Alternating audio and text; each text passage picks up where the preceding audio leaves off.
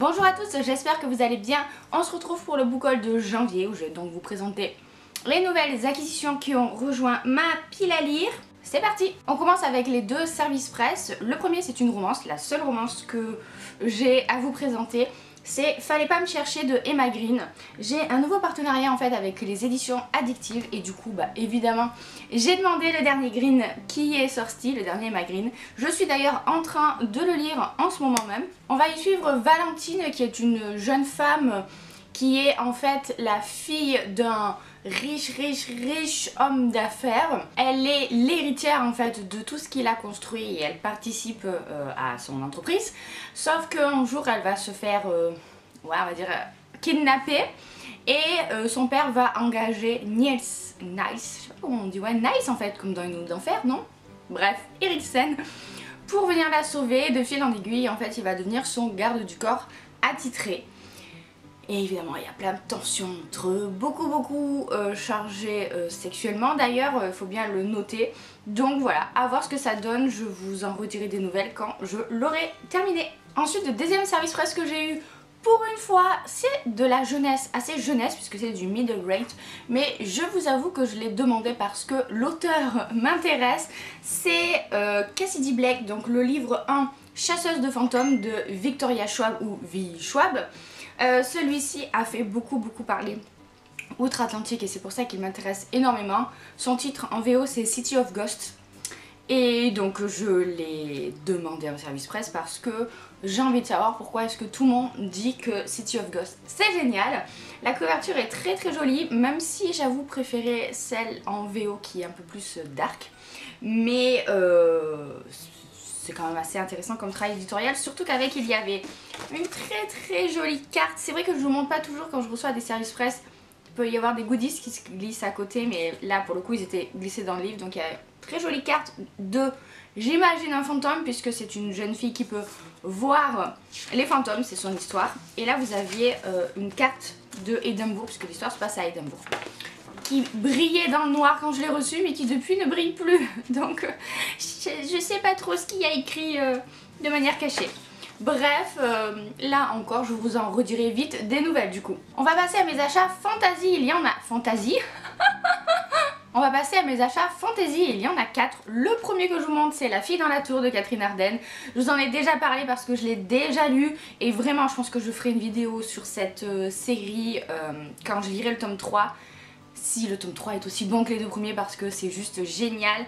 C'est la suite de L'ours et le rossignol. Je vous en ai parlé dans mes tops 2019 parce que c'est une merveille. Donc je vous renvoie à cette vidéo là si vous voulez en savoir un petit peu plus. Je la mettrai en barre d'infos. Un livre que vous ne serez pas surpris de voir intégrer ma pile à lire parce que clairement je ne pouvais pas passer à côté. C'est le dernier Naomi Novik, donc La filaise d'argent. Celui-là, quand j'avais vu sa sortie en VO, comment vous dire que j'avais hésité à l'acheter, mais la fantasy en VO c'est pas ce qu'il y a de plus évident, loin de là. Du coup j'attendais avec grande impatience que Pygmalion l'édite et je suis trop contente. Le problème c'est que j'ai un petit peu peur de mélanger l'histoire de celui-ci avec celui de Trilogie d'une nuit d'hiver, puisque on est quand même dans un monde qui se ressemble plutôt pas mal, si ça ressemble à Déraciné.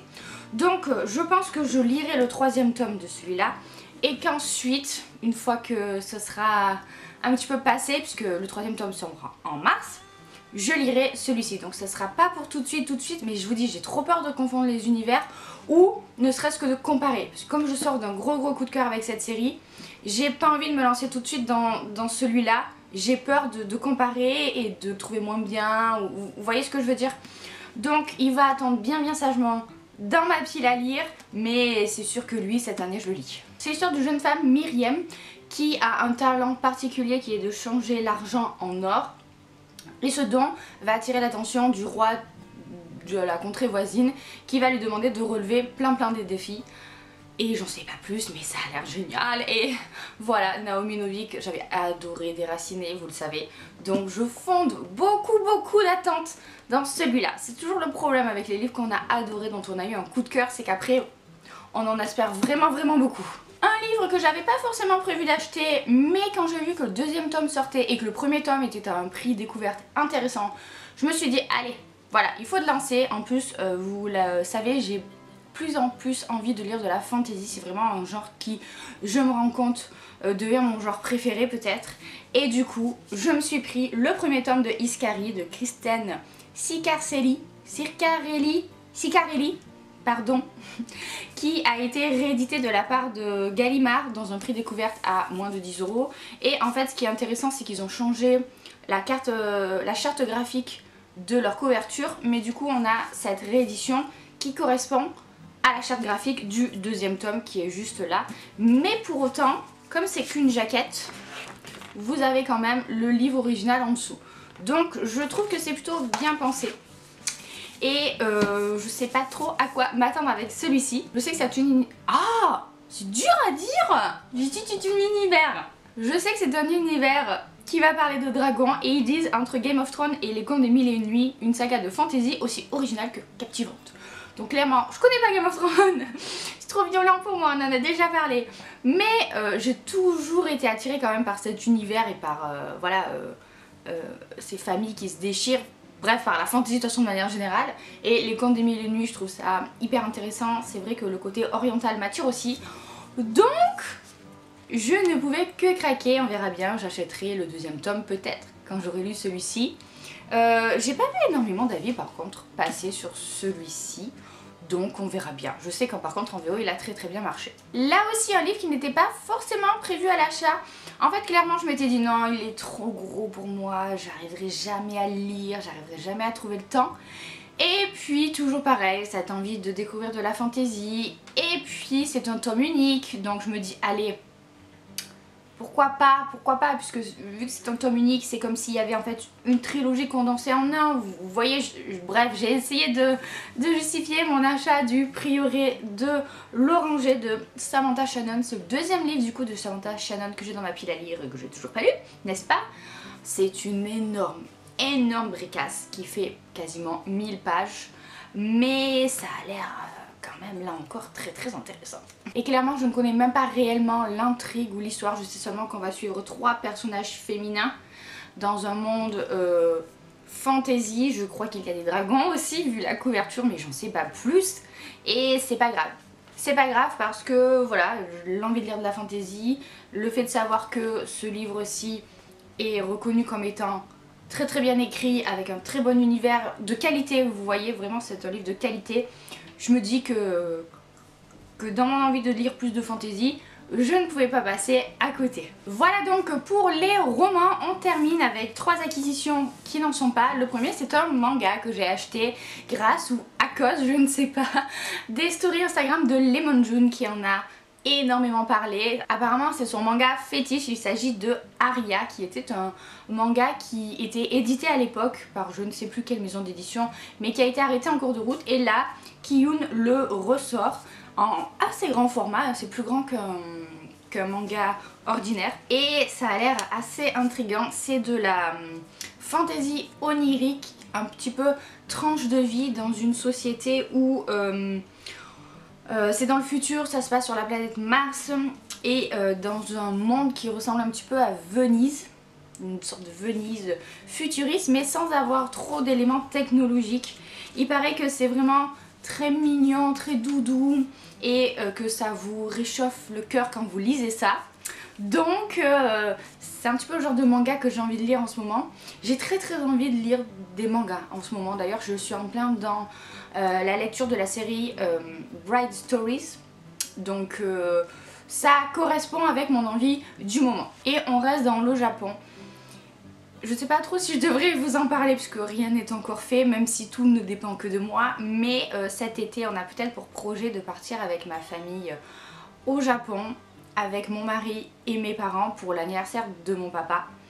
Ça serait juste incroyable, mais si vous me connaissez, vous connaissez ma peur de l'avion et c'est un gros voyage, voilà. Donc je ne sais pas encore si je me sens tout à fait prête à franchir le pas, même si c'est mon rêve de partir au Japon. Clairement c'est ma destination de rêve, vraiment c'est le pays que j'ai le plus envie de visiter à mes conditions et tout le monde est d'accord pour le faire. Donc voilà, si je le fais pas maintenant je le ferai jamais, peut-être, je sais, j'essaye de me convaincre de franchir le pas, de franchir le cap et d'oublier cette histoire d'avion.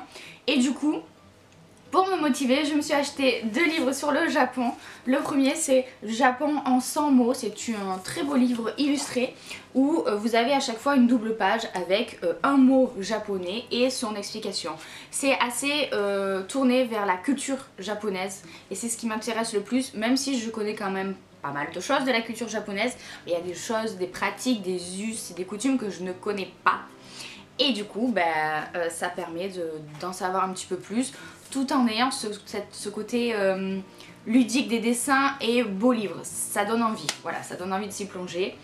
Donc celui-ci pour me motiver et également un plus petit format, us et coutumes du Japon, le petit guide. Celui-là c'est vraiment centré sur les us et les coutumes qu'il y a au Japon, ce que les Japonais font. On a vraiment religion, tradition, nourriture, boisson, vivre au Japon, être reçu chez les Japonais. Qu'est-ce qu'on a d'autre? Les Japonais chez eux, le pays, les hommes, la vraie et une très brève histoire du Japon. Voilà, donc je vous dis, on essaye de se motiver comme on peut. Si jamais ça vous intéresse de savoir si oui ou non je vais franchir le pas, je vous laisse me suivre sur Instagram, je vous en parlerai sans doute là-bas. Et sur ce, cela conclut notre book haul. J'espère que la vidéo vous a plu. Si c'est le cas, n'hésitez pas à mettre un petit pouce en l'air, un commentaire aussi pour me dire vous les livres que je vous ai présentés qui vous tentent ou ceux que vous avez acquis. N'hésitez pas aussi à faire un tour sur ma boutique Etsy de marque-page, vous avez le lien dans la barre d'infos comme d'habitude. J'ai fait un nouveau modèle qui est tourné sur les étoiles, un petit peu d'astrologie et avec une citation que j'adore. Généralement j'essaye de faire un nouveau modèle par mois, donc si vous avez envie d'aller jeter un petit coup d'œil, le lien est sous la vidéo. Et sur ce, je vous fais plein de bisous, je vous souhaite de très bonnes lectures à venir et à bientôt dans une prochaine vidéo.